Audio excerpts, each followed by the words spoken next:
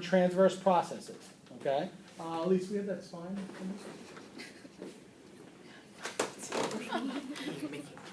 So my hands are on my two fingers right here on transverse processes. I use my other hand across. All right, so I'm not using heel hands. Some people will use heels, right? Hypothenar eminence, they'll use that to lobe here. That's perfect. I'm going to just lay this on you, Tyler, right? Sure. You lay it on you, baby. Here you go. So he's right there. So I'm going with my fingers here, okay? Now I am mobile. I'm putting my hand across here, and I'm parting my force down through, straight PA. Not too hard on Tyler, because this will go right into the soft tissue. So I'm checking here, I'm springing. I'm at end range, I'm going in, and boom. And I'm imparting a force, grade 3 to 4. Boom. Checking for end field, moving up the next level. The reason I like this two-finger position, because as you get better at doing it, you do a straight force to feel the straight PA mode. But you can also check the right, I can check the left, after I've checked the middle. Okay, so I can go in here and say, he's springy, not bad, springy, more restricted, and actually I can feel spine through the spine, so it's more restricted. It springs a little bit better, springs a little bit better, springs a little bit better. So right in through here, he gets restricted. So now if I show it on, so I get throw, and I would suggest that you start off at like lower thoracic, mid to lower thoracic, because the mid-thoracic has a tendency to be the tightest. Not everybody, but generally, and this is an easy place to start. So I'm down through here. So I'm springing. Look at my hand. See how my force is over and directing a straight PA. I'm not here. I'm not here. If I'm here, there's no way I can properly impart a PA force, a straight PA. I'm here. Look at the direction of my form is up and over. I'm grade 3. So here's 1, 2, and I'm down into 3. Okay? And boom. Checking for spring. And we just got a little release there. That was a grade 3. I didn't need a high velocity, and I wasn't assessing. I wasn't trying to do a mode. Here, very tight. Here, not as tight. He just got a release there again. Again, I was just springing for infield. Okay, so now he is tighter up here, but as he went here, springing tight, springing tightest. Okay. Now I know he has restrictions L4, L5. I know he has sacral restrictions. We're not doing that today. All right, so I'm in here. I'm about at his T9. So this is the one that I felt was the most restricted. So I tested for springy, end field. I tested for end field first.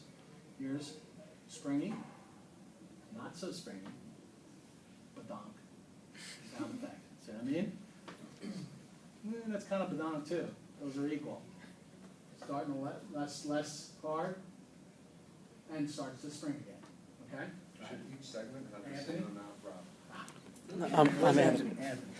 Should each segment have the same amount of mobility? You want to always, the normal healthy state is a springy end field. There can be the grades of mobility of this area. Generally, the thoracic is more restricted than, let's say, lower cervical, but still go by the end field. The normal healthy joint should have a springy end field. And you'll see when you're on your partner, you'll have areas that are definitely harder, and especially in this area.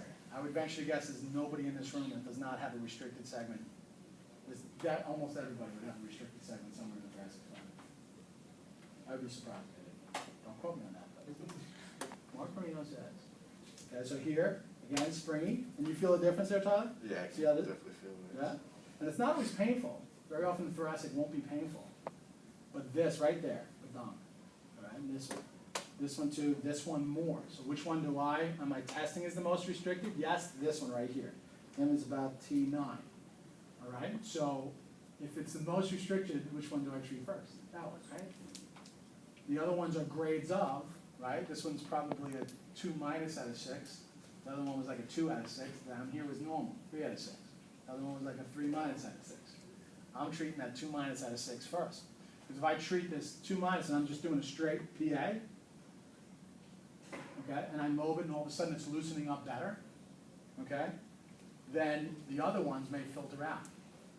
Because they were restrictions that were probably getting more restricted because this primary one's restricted longer.